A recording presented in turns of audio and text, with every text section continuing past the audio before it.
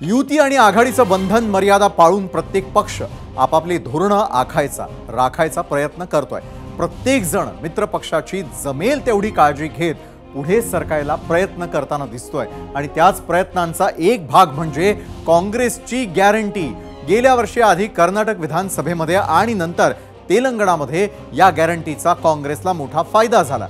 कर्नाटकात भाजपची सत्ता उलथवत स्पष्ट बहुमत मिळवलं तर तेलंगणामध्ये टी चंद्रशेखर राव यांना हरवत राज्य निर्मितीनंतर पहिल्यांदाच काँग्रेसनं सत्ता काबीज केली। महाराष्ट्रामध्ये अंतर्गत वादामुळे गेल्या दोन्ही विधानसभा निवडणुका काँग्रेससाठी चांगल्या नव्हत्या, मात्र या लोकसभेला मुस्लिम आणि दलितांच्या निर्णायक मतदानाचा तसंच इंडी आघाडी स्थापन केल्याचा काँग्रेसला महाराष्ट्रात सर्वाधिक फायदा झाला।